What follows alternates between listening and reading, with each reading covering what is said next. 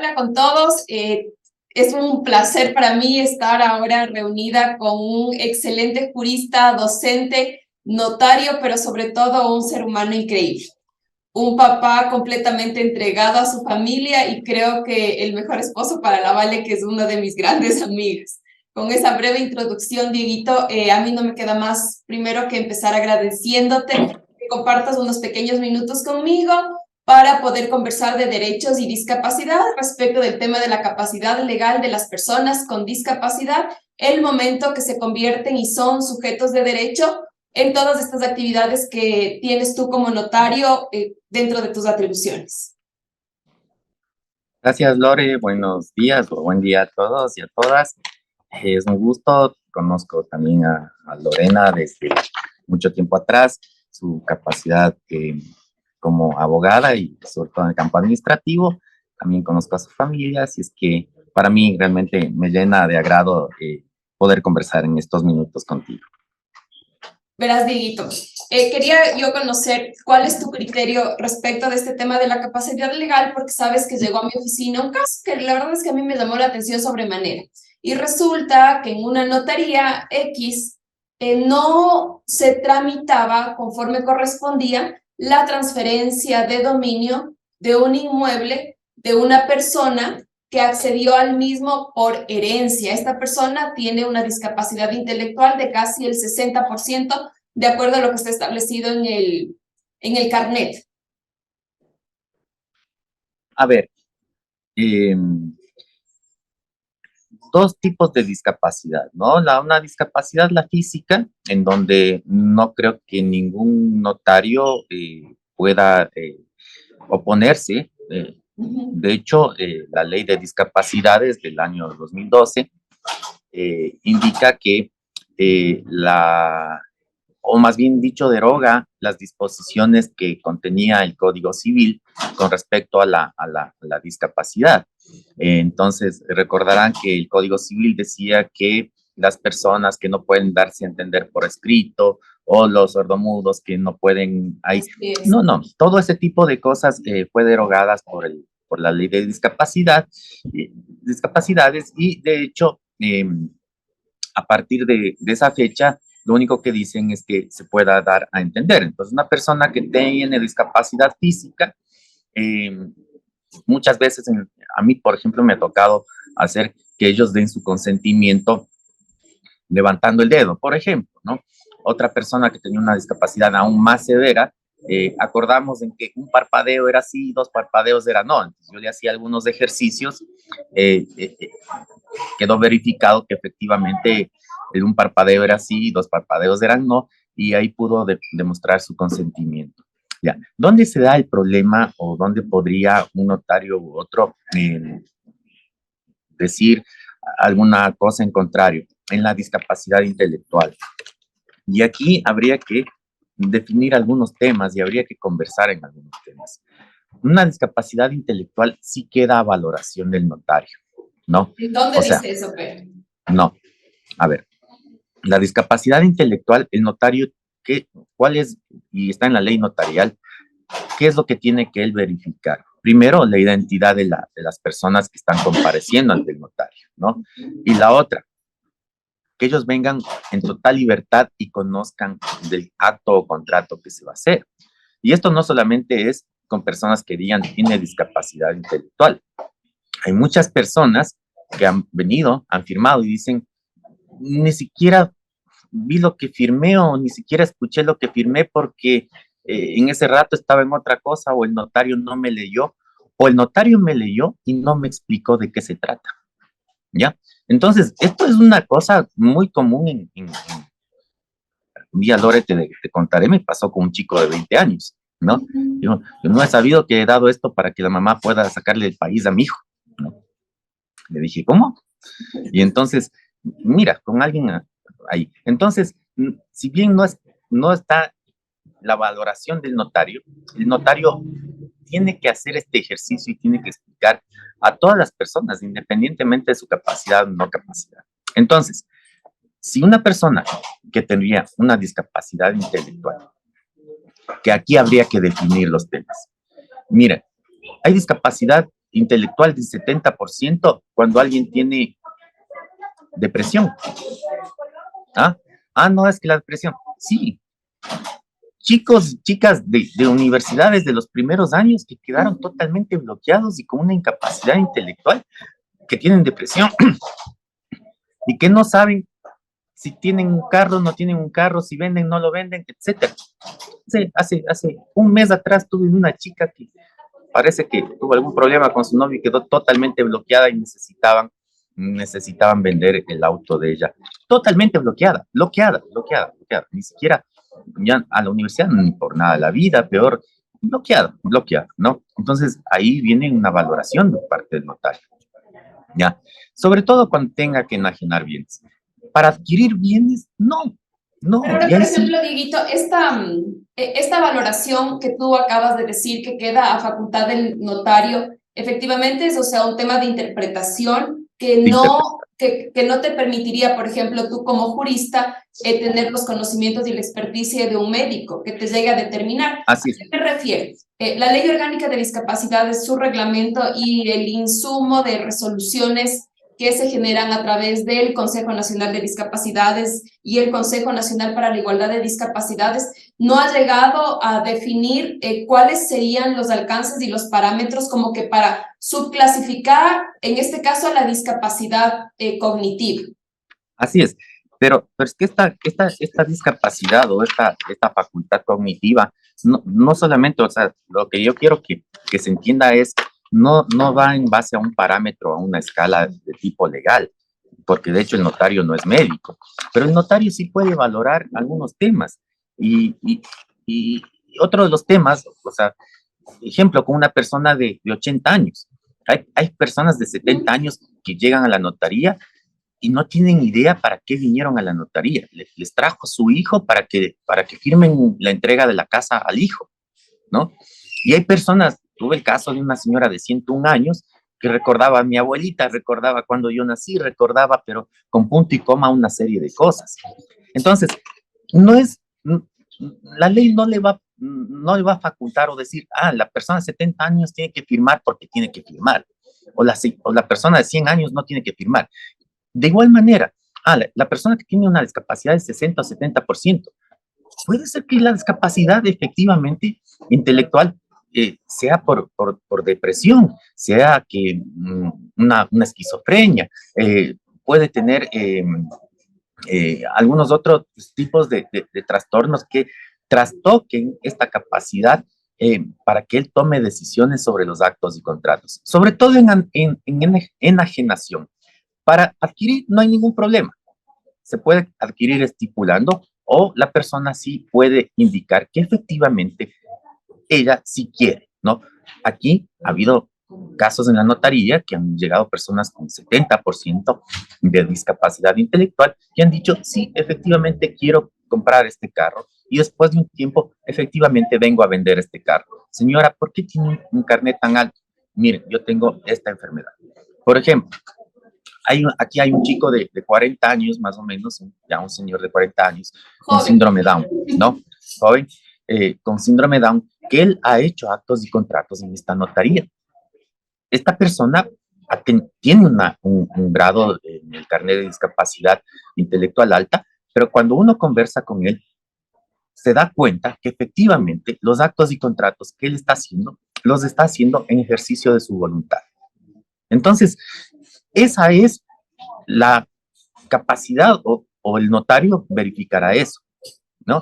Ha pasado muchas demandas de tipo civil en unidades de contratos que se han ido también contra notarios, ha sido porque personas de la tercera edad que no tenían idea o que tenían una interdicción o personas con discapacidad. Sí, claro, él tiene una discapacidad porque efectivamente no sabe lo que hace, por ende vendió el carro.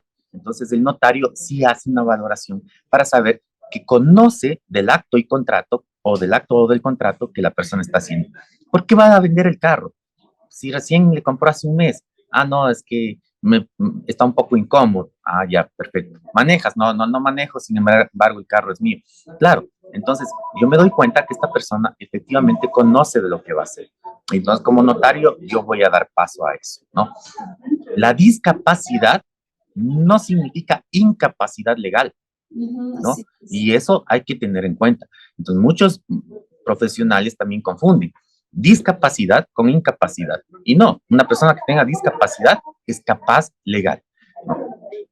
Pero Sí. está sujeto Ahora, a esta valoración en el tema intelectual. Ajá. ahora sí, por ejemplo, me parece completamente loable lo que tú haces, de tener este contacto con las personas que acceden a tu notaría. Sin embargo, esta no es la generalidad y no hay un patrón de conducta y tampoco es que el Consejo de la Judicatura ha establecido cierto tipo de protocolos.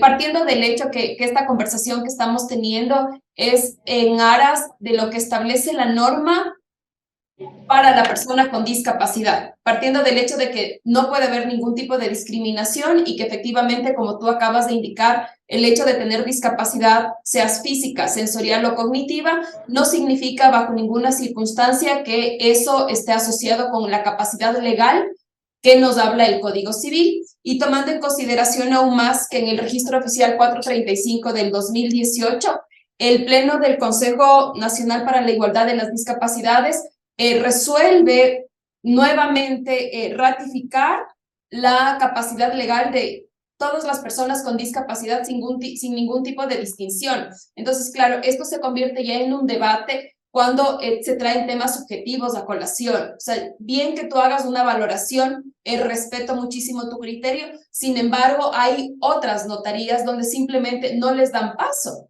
creyendo entonces para mí que efectivamente hay una violentación al derecho de esta persona con discapacidad. Porque claro, si yo tengo una discapacidad intelectual, independientemente del grado que el carnet del Ministerio de Salud lo certifique, significaría entonces que la familia, sus representantes o sus apoderados tienen que seguir el trámite civil para que esta persona sea declarada interdicta y recién ahí poder garantizar en derecho la negativa por la cual un notario, qué sé yo, no permitiría la transferencia de dominio. Así es, y el tema no es que solamente si ya tiene la interdicción, eh, ya con eso puedes vender. Con eso toca hacer otro trámite ante el juez pidiéndole autorización para la venta. Entonces, si va a vender un carro o una casa, la persona que tiene discapacidad podría tomarles tranquilamente 2 años. Solamente una puntualización. El Consejo de la Judicatura, de hecho, ha hecho varios cursos, incluso para que entremos al tema notarial. Y hace poco también hizo otro curso en línea que está colgado ahí, en donde ya se ha conversado de esto, ¿no? Entonces, yo sí creo que hay que insistir un poco al notario y a la notaria. En algunas notarías, lastimosamente, conozco que ni siquiera se firman ante el notario, sino ante el asesor o ante el revisor. Y lo importante de firmar ante el notario es justamente para esto. A ver, mire notario, mire notaria, valore, puede conversar, conoce que está esto y tiene la capacidad como para que directamente haga el acto o haga el contrato, ¿no? Ahora, claro, si es que no lo valoran y es la secretaria, porque los cursos fueron para los notarios y las notarias, y fue la persona tal vez de recepción y dice, no, no, no, yo no quiero tener implicaciones en esto, después yo sé que me cae una demanda, una nulidad de contrato puede acarrear también la destitución del notario, y entonces mejor evitemos y que vayan a otra notaría donde sí lo hagan, ¿no? Cuando en realidad es un derecho que ustedes como usuarios deberían exigir y decirle, a ver, notario, converse, valórele, y usted verá, pues, si después de la conversación usted le toma o no le toma la firma, ¿no? Ahora, Esto por ya te digo, ejemplo, se hace con todas las personas. una pregunta aquí. Claro, efectivamente, me parece que sería lo más sano, como no tenemos un ordenamiento jurídico, en este caso específico, que nos permita tener un campo de acción, sino que todo está a criterio discrecional del notario. ¿Qué pasaría entonces con esa persona con discapacidad que se siente entonces rechazada en su derecho, discriminada porque no puede transferir el dominio de X bien inmueble o bien mueble y presenta la queja contra el notario? Claro, ahí el notario justamente, él deberá indicar el por qué no lo hizo y deberá descargar.